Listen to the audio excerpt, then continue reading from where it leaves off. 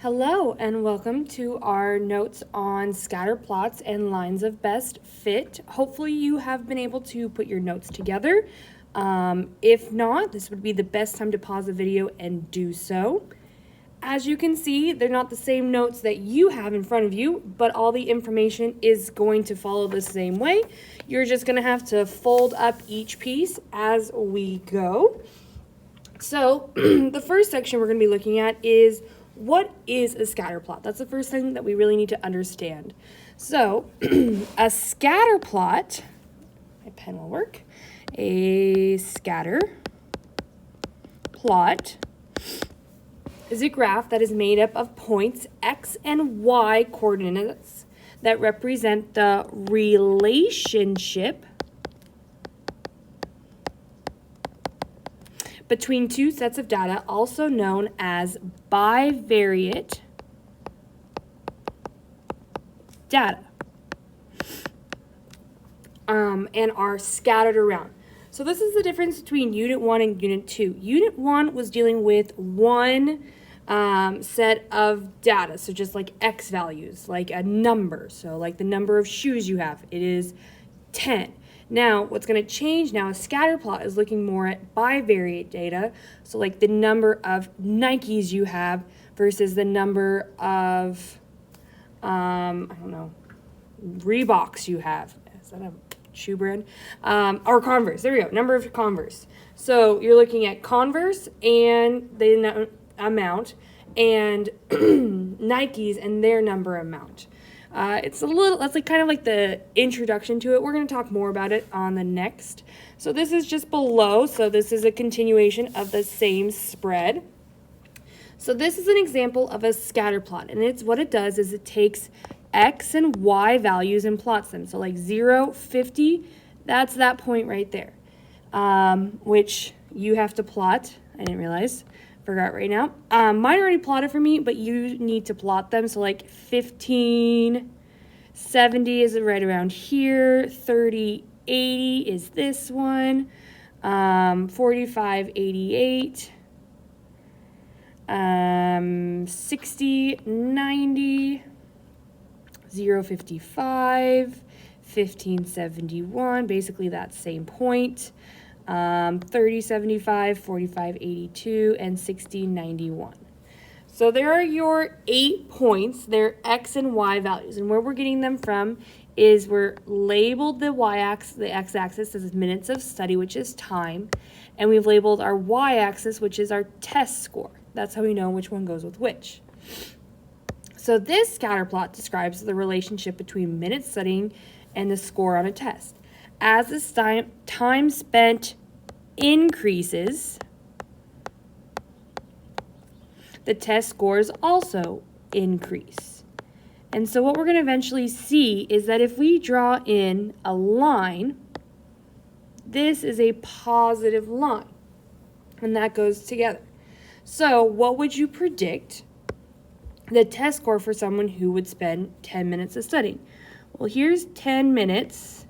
I'm going to go up to that line I just drew. We would assume around like a 65%. So anywhere between 60% to 70% would be a correct answer. Okay? So what we're going to do is we're now going to flip. We're going to go to our next section, which is how do I describe scatter plots using the correlation coefficient. So we use this, a correlation tells us how two sets of data relate to one another. If there is a correlation, then there is some sort of relationship. So these below, this is a negative linear correlation because our line, if we can kind of connect our points or draw like a rough line over them, our line is going down. So you should start to see, oh, it's a linear function. You should start to think slope. Our slope is negative. Whereas this, our line is going up, so this is a positive linear correlation. And so you should think, oh, again, slope, well, if our line goes up, our slope is positive. This is all going together. There is no correlation, so I sometimes like to say a splattering of data. It's all over the place. And then finally, this is a non-linear correlation. Oh, got the R. We'll learn more about this in semester 2. This is a quadratic correlation if you really wanted to be specific. It's a non-linear. It doesn't follow a perfectly straight line. And so those are our types that this is a way that we can describe a correlation. Now, the correlation coefficient. What that is we're just below it. We can measure correlation by the correlation coefficient, or the R value. The correlation coefficient is always between -1 and 1 and tells us how close a scatter plot is to forming a straight line. So if it's perfectly straight and it's going down, our R value is -1. Now, as we can see, our data goes down, but it's slowly starting to go away from that perfect line. And so these are all negative. This is a negative correlation. And over here, we have a perfectly positive, because our line's going up, so our lines are positive. Now, again, as the points get further and further away of making that perfect straight line, our R value, our correlation coefficient, goes down. So this is positive. And so you can kind of see them down here. We have strong, weak, strong, negative. Oh, I've added that in. That's here. But basically, you can write this in. We go from strong, and then as we go in towards the middle, we get weaker. So weak. And this is weak to strong. The strength of it just depends on, oh my God, how close your data is together. So the number tells you the strength of the correlation. So it's either going to be strong or weak. This sign tells you the direction of your data. It's either going to be positive or negative.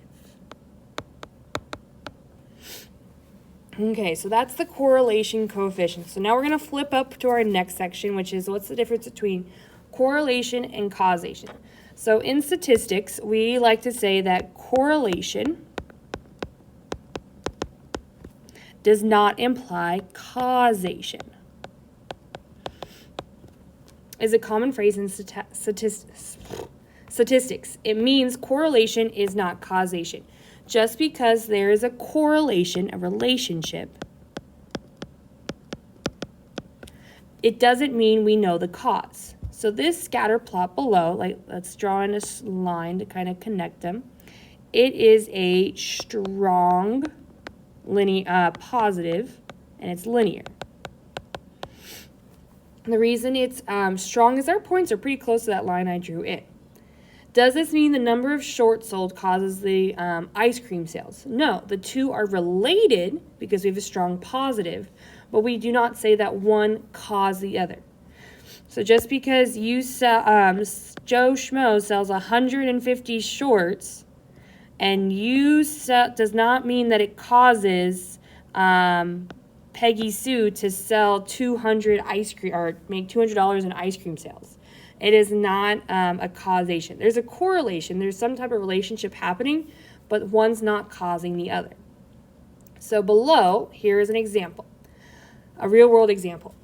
For many years, scientists refused to accept the data that smoking cigarettes caused lung cancer. They argued correlation does not imply causation, and lung cancer could be caused by a number of other factors, such as lack of sleep or drinking alcohol. Today, it is now widely accepted that smoking causes lung cancer. However, statistically speaking, we wouldn't say smoking is the cause of lung cancer, because that would be like saying every person who smokes will get lung cancer, which is not true. As statistician would say, there is a strong correlation between smoking and lung cancer. Now, if you want to talk about this more, come talk to me. I know it's a touchy subject, but what we're going to do is we're going to go into the part below that. which is going to be taking a statement and saying, is it a causation or a correlation? So the age of a child and their shoe size. Now this is a correlation. Correlation. If you're confused about that, think about everyone in class. You're all around the same age. Does everyone in class have the same exact shoe size? No. That's why it's a correlation. Now, yes, you can say, well, kids in kindergarten have much smaller shoes than me. Well, that's why it's a correlation. It's not causing one or another. There is a relationship happening, but one's not causing the other. It's not like every time you go into a new grade, you go up one shoe size. Number 2, the number of cars on the road and the number of accidents reported. Now, this is a correlation. Now, it could be that it is happening, however, it's not causing the other. You could have a lot of cars on the road, and the number of accidents might go up or down depending on where you're at in the country. There's a lot of other reasons. There is a relationship that's happening, but just because there's more cars on the road does not necessarily mean that the number of accidents reported has gone up. The big word here, if you're still confused, is the word reported. There's still the same people on the road. That's not changing. Number 3, the number of sales made and the amount of commission earned.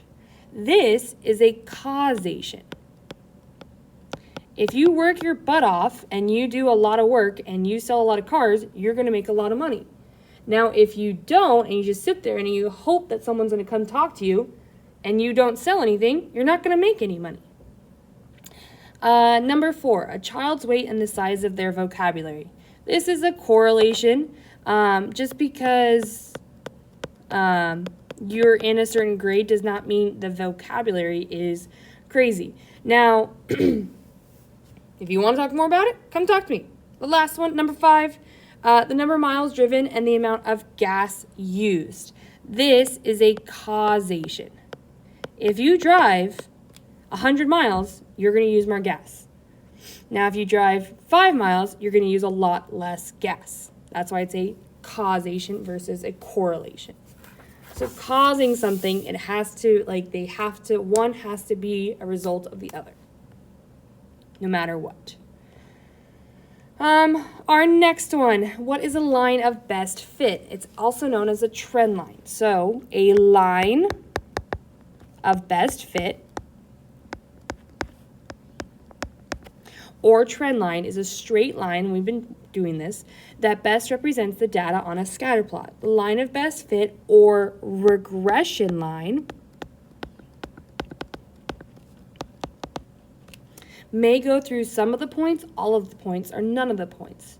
We can estimate the line of best fit by hand, eyeballing, or get the equation using a calculator. Because a line of best fit is a straight line on an xy coordinate plane, the line has an equation in slope-intercept form, y equals mx plus b, where m is the slope, the rate of change,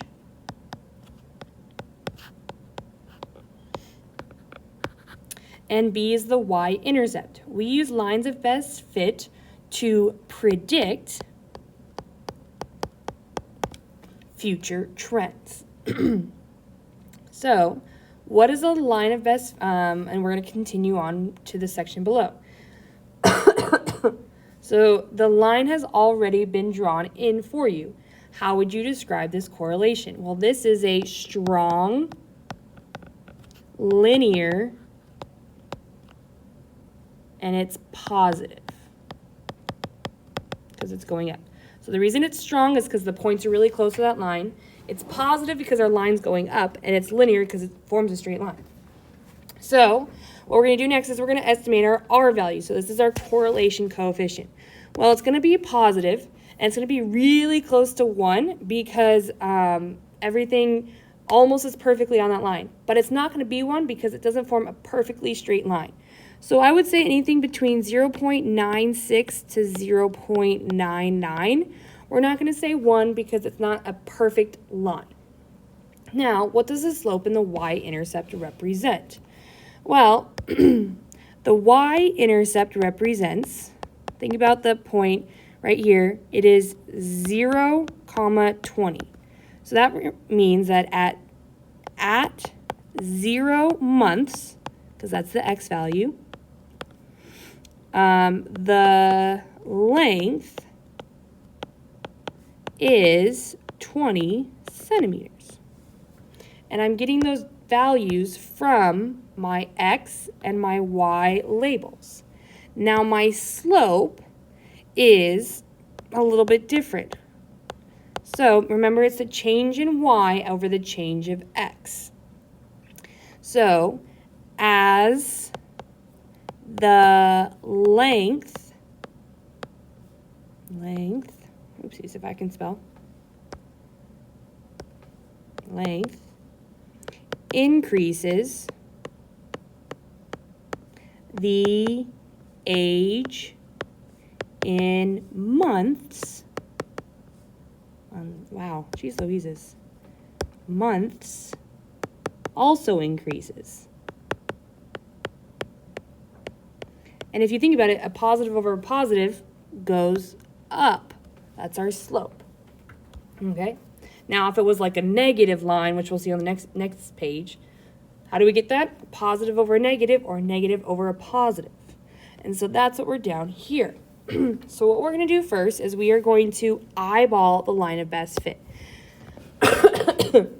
Now, my line of best fit might be a little different than yours. It just depends on where you eyeball your line. So here is our question. What does the slope of the line represent? Well, remember, slope is the change in y over the change of x. So as the time increases, because the y values are going up, the puzzles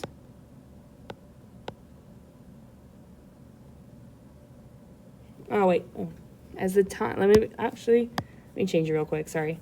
It does technically increase, but if we want to be like very specific, because time is a little tricky. So as the time to solve a puzzle increases, the amount of puzzles decreased. Now that I'm writing it out, I'm like, that's not right. Because if you think about it, as the time increased to solve a puzzle, 50 minutes, the amount, decreased. That makes sense. Yeah, because one's increasing and one's decreasing. That's really what it is. And if you want to like say like the number of puzzles solved, as the number of puzzles solved per week increased, the number of minutes decreased to solve it. And that's where we get that negative slope. Now, what does the y-intercept represent? The y-intercept represents, so at 0 puzzles solved per week, it takes, so my y-intercept is around 60, 60 minutes to solve.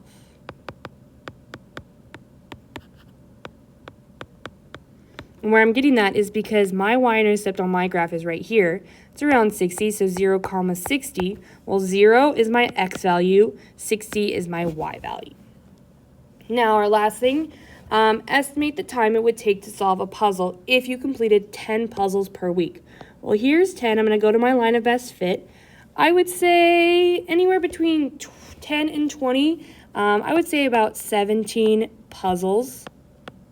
17 minutes. 17 minutes. Because that's what it's asking for time. And you could go anywhere between 10 and 20 would probably be about right. That's the thing with line of best fit is that you're eyeballing it right now, and that's what's going to happen with our next page is we're actually going to figure it out how to find it by using our brain or by using technology. So we're flipping it up to our next piece. So what we're going to do is you're going to fill in this. We're going to choose 2 points on the line of best fit, calculate the slope, locate the y-intercept, and create a linear equation in the form y equals mx plus b. So what we're going to do is we're going to draw in our line of best fit. So there's my line, best of my ability. This would be probably a pretty weak negative correlation, and it's linear. Because the reason I say it's weak is our points are really far away from that line. Now, we're going to determine the equation for your line. So this is number 2. So how we do this is we pick any 2 points. Now I would pick 2 points that are far away, are on opposite sides. So I'm going to pick this point, and I'll pick this point. The reason I'm picking these points is they're lattice points. So like this point is 1,940, and this point is 5,740.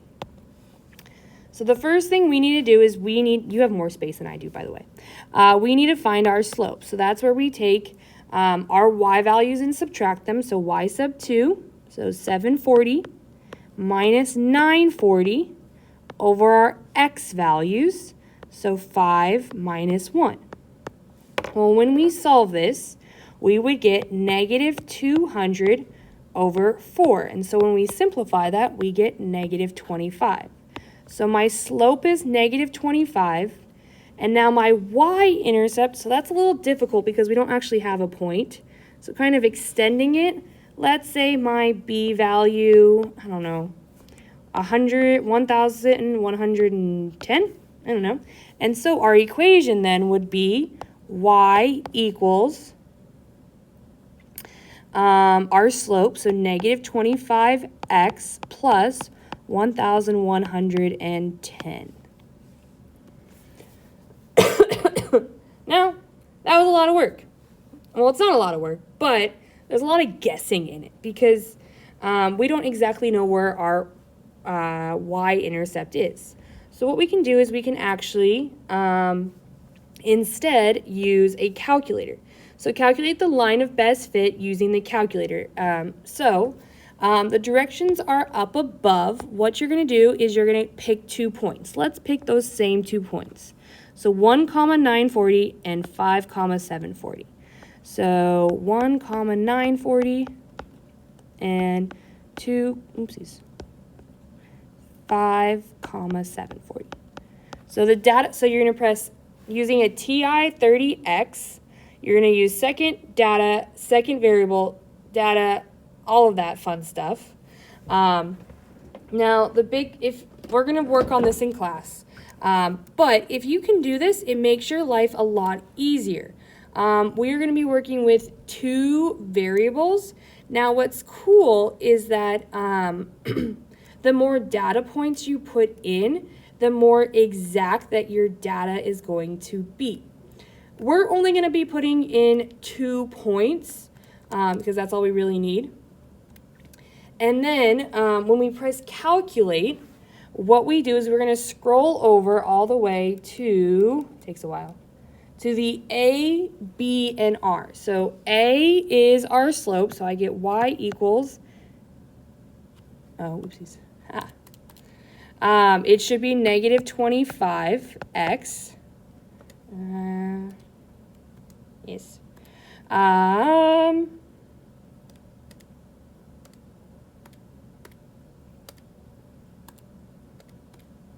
Sorry. Oopsies. I'm plugging it in. I'm hoping you are too. 940. 740. Okay, here we go. I wrote it wrong up here. Ah! And that's why it's nice. This was wrong. It should be negative 50. That's what I don't like because I made a big mistake right there. And so, what's nice about using the calculator is it takes a lot of it out of you. A lot of the work out. You just have to know how to plug it in. So we get y equals -50. Our b value is 990, so our y is different. And then your r is it just helps with the sign of your correlation coefficient. It's going to be a perfect 100 because we're not given more points. And so how would you describe this r value? I would say like our r value would be, I would say like -0.7 or 8. I like 7. I think you see that a lot. And then finally, discuss what the slope and the y-intercept represents. So the y-intercept, or let's do slope, as the years increase, what is it? The number of CDs sold, the number of CDs sold decreases. And then our y-intercept is that in 1998, we can say that, and then using our y-intercept, 990 million CDs were sold. And the reason I'm saying million is that our y-intercept is in CDs in millions. And then finally, use your equation to predict the number of CD sales in 2018. Well, we're not going to plug 2018 in for X because that's the reason I'm plugging it in for X is years. We have to figure out how many years have happened. So I'm going to take 2018 and subtract my start date, and we get 20 years. And so what we're going to do now is we're going to take that equation that we found from our calculator, so y equals -50 times 20 plus 990. And what's crazy is that if you use different points, you're going to get different answers, but they should be around the same answer. That's interesting. I get y equals -10. Well, it kind of makes sense because the line is basically going down. And so no one's buying CDs. No one buys CDs. You can't have people owe you CDs. And so that is the end of Unit 2 notes. Come with your questions, come with your queries, and make sure to bring a calculator so we can work on it together.